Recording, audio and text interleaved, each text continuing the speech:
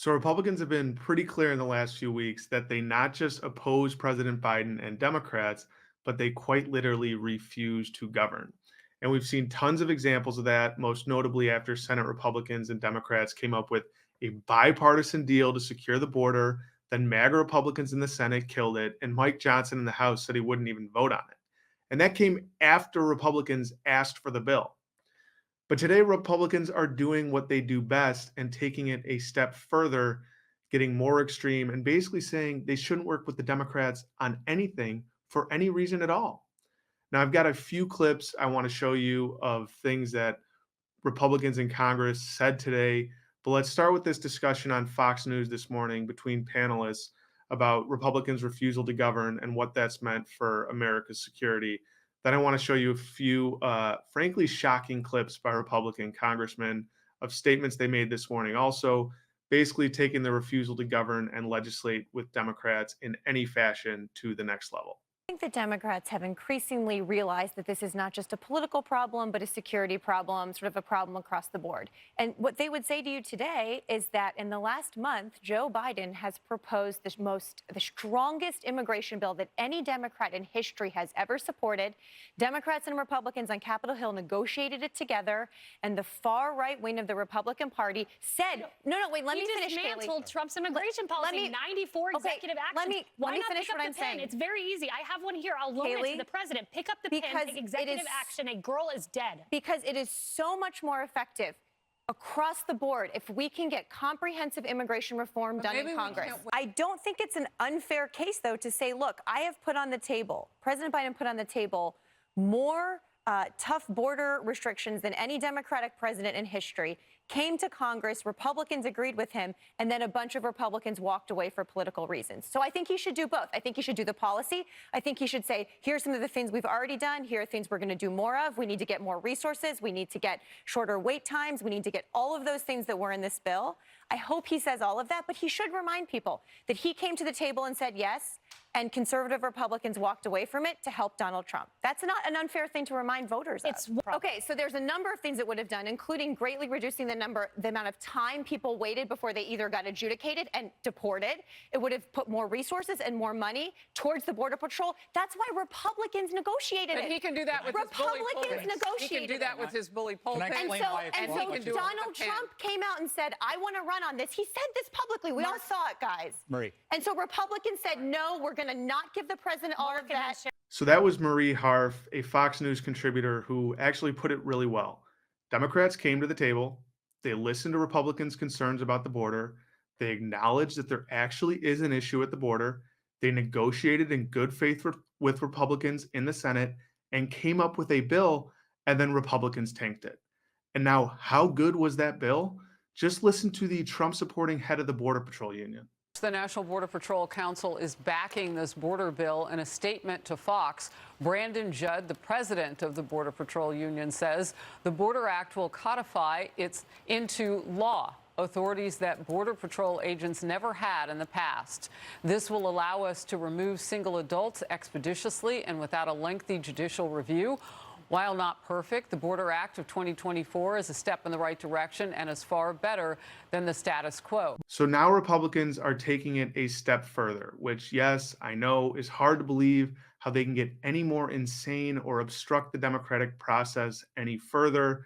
But as they've shown us time and time again, right when we think Republicans can't go any lower, they figure out some way to do it. So here's what Republican Congressman from Virginia, Bob Good, who's clearly a radical extremist with no intent on solving problems for anyone, had to say on Fox Business this morning. But the more this government does, the worse it is for the American people.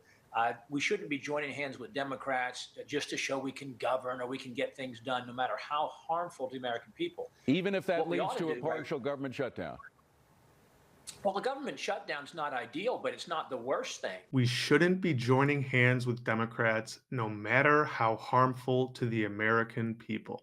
Remarkable quote. What used to be something that would probably dominate news coverage wall to wall just a few years ago, like a sitting congressman saying that Republicans should refuse to do their jobs, no matter how harmful it is to the American people, has really just become commonplace now.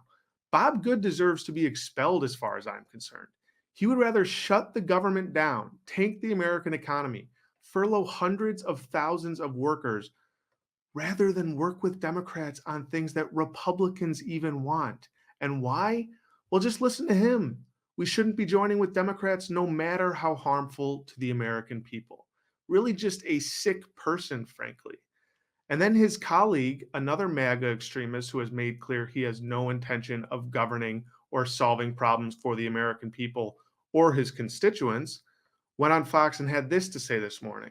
Use every single point of leverage, every single point, Maria, including the spending and certainly including an address to the people from Congress. He comes at the invitation of Congress. The Republicans are in charge of the House. There's no reason that we need to invite him to get more propaganda and to actually blame the American people for the crisis he caused. We can spend the time reminding America that on day one, he countervailed the last administration's policies that were securing our border. That's what probably the time would be better spent served using.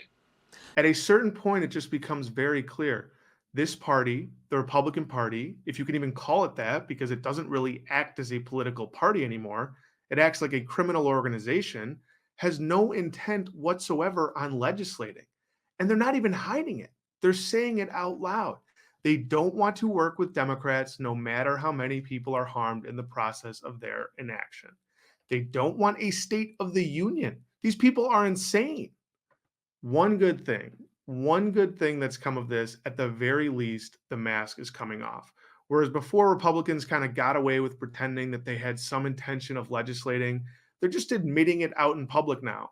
So long as Democrats have anything to do with it, we're just against it. They've taken their extremism to its logical conclusion, a refusal to govern. And President Biden is starting to put that on display. Here's a new ad that the president released over the weekend on Trump and the border. Why were you against the House, against the Senate border deal, the bipartisan border? Well, they allow 5,000 people a week, but a lot of people took it as 5,000 people a day. It made it much better for the opposing side. You know, he just admitted it. He sabotaged our bipartisan deal to secure the border because it made it much better for the opposing side. You know who the opposing side is? In this case, it's America. Donald Trump roots against America every chance he gets. He's only in this for himself. That's really all Democrats need to do at this point, and really all they can do. Present to the American people, Republicans and Trump, in their own words, saying what they want to do.